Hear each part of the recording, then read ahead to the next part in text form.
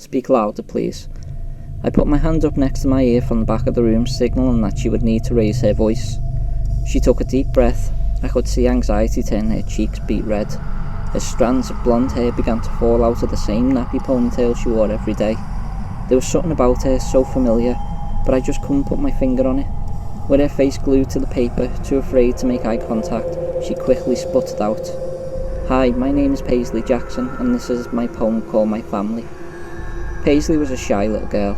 In fact, she was one of the quietest students I've had in my 10 years of teaching, which I guess being the youngest of 11 will do that to anyone. Surprisingly, she was very smart, unlike the rest of her siblings, who were dumber than a box of rocks. Lord, the Jackson kids were such a headache, except for Paisley, of course. I just wish I could have given her more opportunities to improve her future. Don't get me wrong, I tried to help Paisley, I really did. I gave her clothes, food, and even had funds lined up for her. But living dirt poor in a shack out in the middle of the desert was a bad hand to be dealt in life. Besides, no matter what I did, it wouldn't have made a difference. Everyone knows that the cycle of poverty is impossible to break. I crossed my legs, pen in hand, preparing for yet another bland story about a family I'd never get to meet. If you've ever worked with underprivileged kids, you'd know that guardian involvement is quite rare. When it came to interest in their daughter's education, Paisley parents were no exception. I have two mummies, one named Betty who can make good spaghetti. I call her Mum. She's the one that's married to my dad Tom. One named Claire with pretty yellow hair. I call her Mummy. Dad calls her his project, his hobby. Being smack dab in the middle of Utah, I've seen hundreds of polygamous families, so this didn't strike me as odd. Besides, even though polygamy is illegal, I try to keep my nose in my own business. Mum takes care of us all. She can do that because she's so tall. Mummy wears a pretty silver bracelet. She wears it because she's so famous. Wouldn't be the first time I saw kids coming up with stories about celebrity parents to add excitement to their ordinary lives. I just didn't expect it to come from Paisley. Mummy has me and Tommy. He's one of my older brothers. Mum is a lot older. She has all the others. I cringed. That meant that one of Paisley's mothers had been giving birth to 9 children. I couldn't imagine going through that many pregnancies. Dad says me and Tommy are a gift from God. He'll never hit us with a rod. His pride and joy is Tommy, but he says the only person he truly loves is Mummy. I looked up from my grade book, with the line about a rod catching my attention. However, this wasn't the first time one of my students had accidentally reported abuse. Truth is, CPS picks and chooses who they want to help. Mum is having another baby. My dad wants to name it Daisy. Mummy can't have no more kids. Her last one died of SIDS. Shifting in my seat, I scribbled down a note reciting to myself to deliver my daughter's old baby close to the Jackson shack.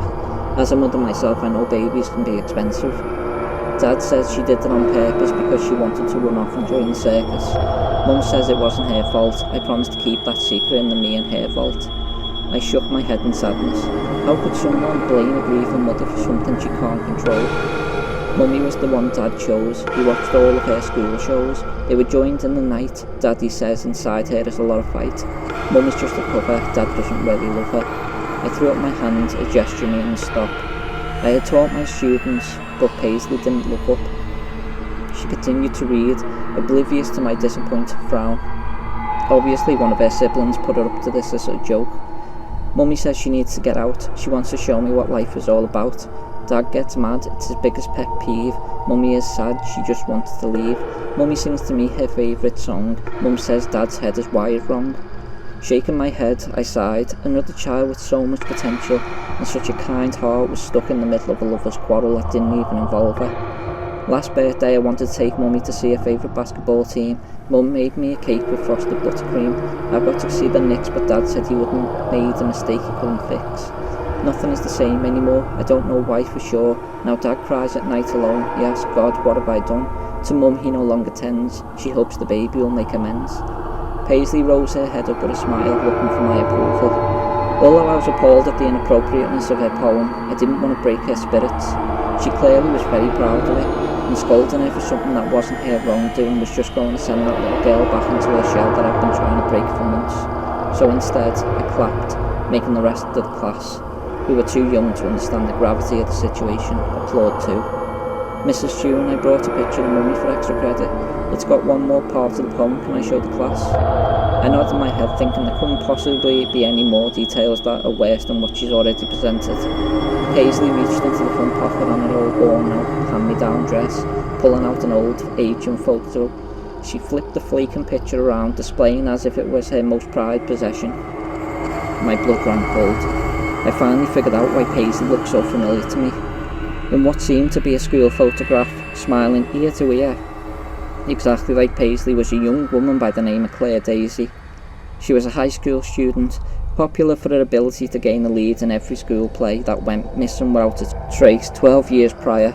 She was last seen leaving theatre practice late one night, but then she just vanished. No sign of a struggle, no witnesses, no evidence, no body, nothing. Her case was covered on every news station in Utah for a while because of how peculiar it was, until people lost interest. Paisley happily continued. I was so in shock I couldn't stop her as she read off the back of the picture.